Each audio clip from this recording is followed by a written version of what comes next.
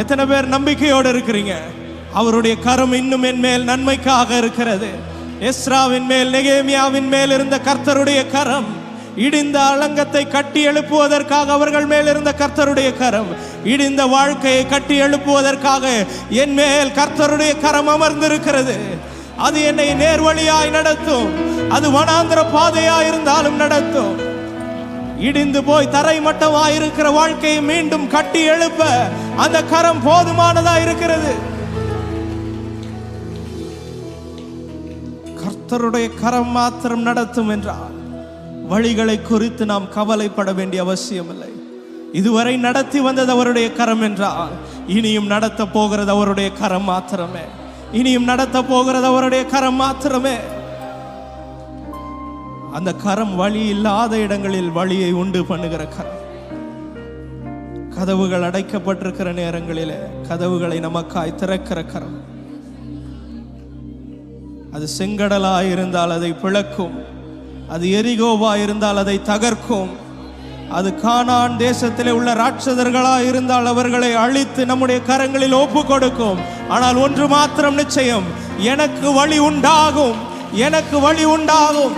என்னை நடத்துகிற தேவனுடைய கரம் என்னை நிச்சயமாய் நடத்தும், அற்புதமாய் நடத்தும், வெற்றியாய் நடத்தும்.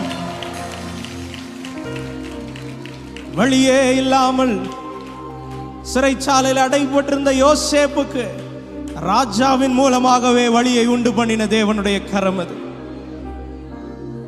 சுற்றிலும் அசீரியர்களால் சூழப்பட்டிருந்த எசேக்கியாவுக்கு வானத்திலிருந்து தூதனே இறங்கி வந்து வழி உண்டு பண்ணினான். உங்களுக்கு ராஜாக்களுடைய இருதயத்தில் தேவனுக்கு பேசவும் தெரியும். வானத்திலிருந்து தூதனை அனுப்பியும் நம்மை விடுவிக்க அவர் வல்லமை உள்ளவராயிருக்கிறார். உங்களுக்கு வழி உண்டு பண்ணுவதற்கு அவர் எதையும் செய்ய ஆயத்தமாயிருக்கிறார். ஹல்லேலூயா. போகிற பாதையை குறித்து கவலை வேண்டாம். அப்படியே அப்பாவை பார்த்து சொல்லுங்க, நான் போகிற பாதையை குறித்து நான் கவலைப்பட போகிறதில்லை.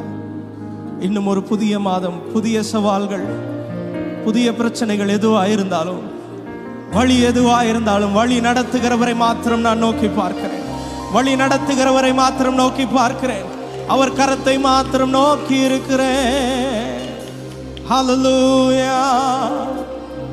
போகும் வழியை காட்டி நல்ல போதனை செய்வார்.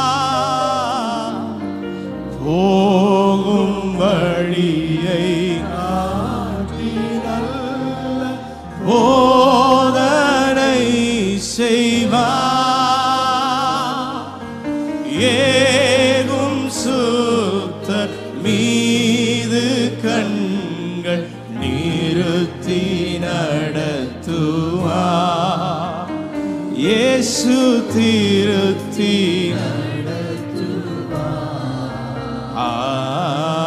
வழி நடத்தும் வல்ல தேவன் வாழ்வின் வழி நடத்தும், வழி நடத்தும் என் வாழ்வின் நாயகர், என் வாழ்வின் தலைவர், என் வாழ்வை தீர்மானிக்கிறவர் அவரே. வாழ்வின் நாயகனே, நம் தாழ்வில் நாயகனே, வழி நடத்தும் வாழ்வின் வழி நடத்தும், வழி நடத்தும்.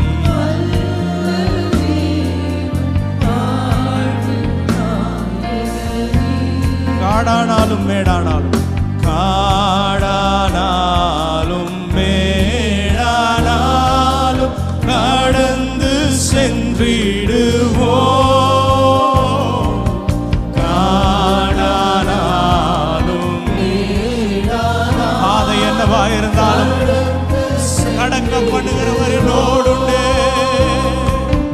பாடானாலும் பாடி செல்வோம் பரவசமுடனே.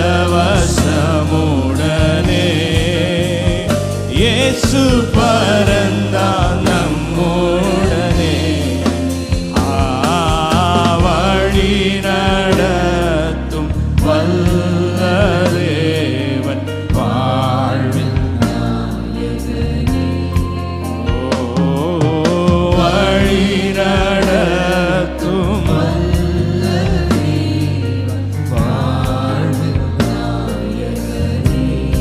வாழ்வில் நாயகனே நம் தாழ்வில் வாழ்வில் நாயகனே வாழ்வில் நாயகனே